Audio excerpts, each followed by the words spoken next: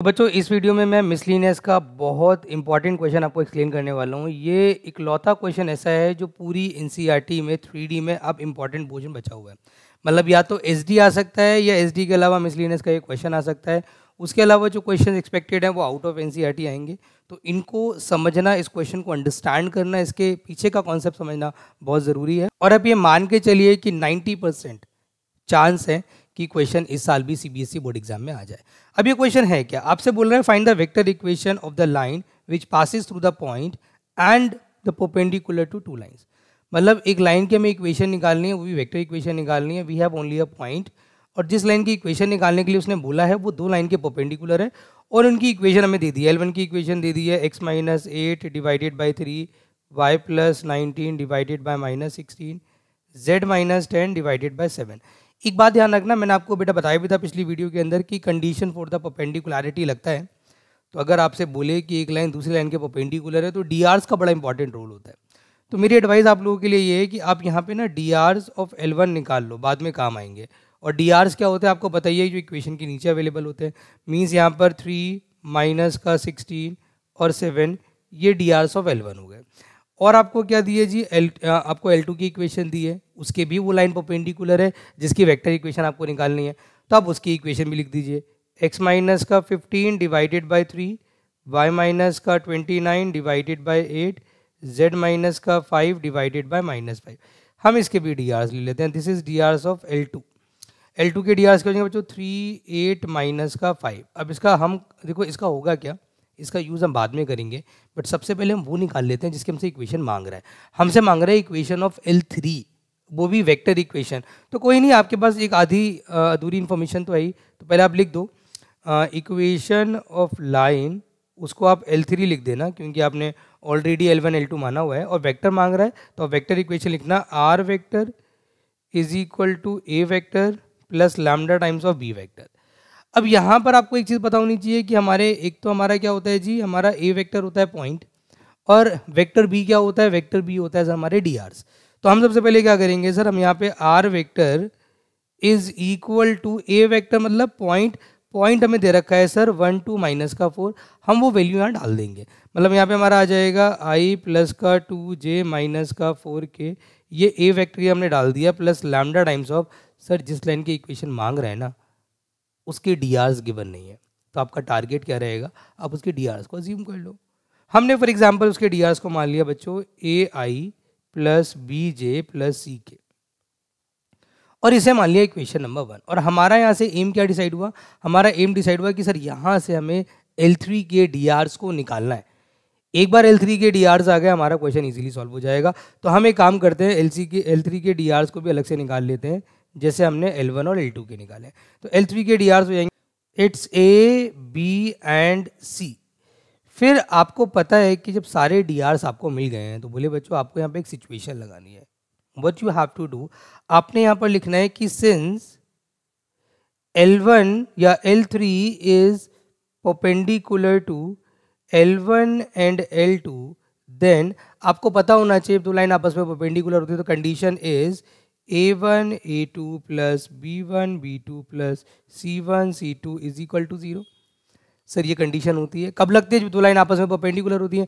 तो एक बार आप L3 और L1 का पेयर ले लो, मीन्स आप ले लो यहाँ पे L3 is perpendicular to L1, तो वहाँ से सिचुएशन बनेगी सर हमारी, इसके डी आर्स को सीधा इंटू करते हैं, that will be 3a minus 16b plus 7c is equal to 0। और एक बार ले लेंगे L3 is perpendicular to L2, वहाँ से एक और इक्वेशन बन जाएगी ABC की फॉर्म में, that will be 3a plus 8b minus 5c equal to 0। इसे इक्वेशन सेकंड मान लेना, इसे इक्वेशन थर्ड मान लेना। अब कहानी में ट्विस्ट ये है कि सर हमारे पास दो इक्वेशन आ गई हैं इन टर्म्स ऑफ ABC, और हमें कितने वेरिएबल निकालने हैं, 3 वेरिएबल।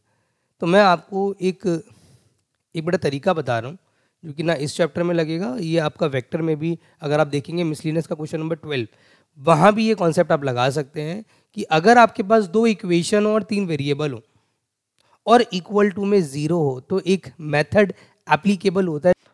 तो आपको ये पता ऑलरेडी कि आपके पास दो इक्वेशन है ABC की टर्म में, आप इसको सॉल्व कैसे करोगे, सिंपल है सर। पहले लेंगे sir A is equal to minus का B is equal to C, बीच में माइनस लेना है, क्योंकि अगर आपको याद हो डिटर्मिनेंट जब हम R1 के लॉन्ग एक्सपैंड करते थे तो हमारे वहाँ पे क्या साइन आते थे, प्लस माइनस देन प्लस। तो what you have to do now, बेटा आप a के अपॉन में क्या लोगे, आप a को छुपा लो। आप ये मान लो कि a आपके लिए फॉर एग्जांपल एग्जिस्ट ही नहीं करता है, तो अगर a को आप यहाँ पे हाइड कर लेते हो तो आपके पास बचे b और c के कोफिशिएंट्स। तो b और c के कोफिशिएंट को आपस में मल्टीप्लाई कर लो, मतलब जैसे b का कोफिशिएंट -16 है, that will B multiply with -5, जैसे कि आप डिटर्मिनेंट में एक्सपेंड करते हो कि ये 80 हो जाएगा, फिर बीच में माइनस का साइन आएगा। Then what you have to do, आप 8 को मल्टीप्लाई करोगे किससे बेटा, 8 को 7 से, ये 56 आ जाएगा। चलिए सर, अब b के अपॉन में क्या आएगा, अब जो ये b वाला पोर्शन है इस पोर्शन को आप एक तरीके से हाइड कर लो, ये आपके लिए एग्जिस्ट ही नहीं करता। और जो a के और c के कोफिशिएंट है वो डिटर्मिनेंट की तरह सॉल्व हो जाएंगे। कोफिशिएंट्स की बात कर रहा हूँ तो कोफिशिएंट्स को मल्टीप्लाई करना है, ध्यान रखना। जैसे यहाँ पे a का कोफिशिएंट ये है तो ये हो जाएगा माइनस का 15 माइनस का कितना आ जाएगा जी 21, बीच में माइनस लगता है, ध्यान रखना, दिस इनटू दिस, बीच में subtraction, then this into that.